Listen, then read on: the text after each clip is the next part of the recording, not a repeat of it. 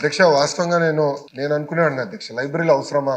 వాస్తవంగా చెప్తున్నా, ఎందుకంటే స్మార్ట్ ఫోన్ వచ్చేసింది, ఫోన్ అందరి జోబుల్లో ఉంది, ఇన్ఫర్మేషన్ రియల్ టైం యాక్సెస్ వచ్చింది, లైబ్రరీలో అవసరమా అని అనుకునేవాడిని అధ్యక్ష. కానీ ఎప్పుడైతే నేను పాదయాత్ర చేశానో, గ్రామం గ్రామం తిరిగినప్పుడు, ప్రజల్ని కలిసినప్పుడు గ్రంథాలయాలు ఎంత అవసరం ఉందనేది అక్కడ ఆ రోజు నేను నేర్చుకున్నాను. అంటే కేవలం ఏదో ఇన్ఫర్మేషన్ నాలెడ్జ్ కాదు, దానిపైన చర్చించేదానికి, డిస్కస్ చేసేదానికి ఒక వేదికగా కూడా ఇది ఉంటుంది అని ఆ రోజు నేను తెలుసుకుంటాం జరిగింది. దాంట్లో భాగంగా నేను ఏం చెప్పానంటే, మనందరూ తెలిసిన విషయమే, అఫీషియల్స్ లో కొంచెం కొరత ఉంది. సో మంచి అఫీషియల్ తీసుకొచ్చి కొంచెం సమయం పట్టింది. కానీ ఇప్పుడు ఏం చేశామంటే అధ్యక్ష, ఒక మంచి అధికారిని నియమించాను. నేను గ్రామ స్థాయిలో ఉన్న గ్రంథాలయకి ఎలాంటి పుస్తకాలు ఉండాలి, నియోజకవర్గ స్థాయి గ్రంథాలయం ఎలా ఉండాలి, డిస్ట్రిక్ట్ గ్రంథాలయాలు ఎలా ఉండాలి, రీజనల్ గ్రంథాలయాలు ఎలా ఉండాలి, సెంట్రల్ లైబ్రరీ ఎలా ఉండాలి, దానిపైన చాలా సీరియస్ గా హోంవర్క్ చేస్తున్నాం అధ్యక్ష. అంటే పుస్తకాలు కూడా స్టాండర్డైజ్ చేసి, ఒకవేళ పుస్తకం తీసుకోవాలి, ఒక విద్యార్థి పుస్తకం చదువుకోవాలి, టెక్నాలజీ ఎట్లాంటి యాప్ ద్వారా పుస్తకం నాకు కావాలంటే పుస్తకం ఎట్లా అందించాలి, దానిపైన కూడా మేము చాలా డీటెయిల్డ్ గా హోంవర్క్ చేస్తున్నాం అధ్యక్ష. అది కూడా యాక్షన్ ప్లాన్ లో పెడుతున్నాం. రాజమండ్రి మీరు ఏదైతే గ్రంథాలయం చెప్పారు, అది చాలా సీరియస్ గా వచ్చే సంవత్సరంలోనే ఈ గ్రంథాలయాల మోడర్నైజేషన్ ప్రాజెక్ట్ కూడా చేపడతాను. గౌరవ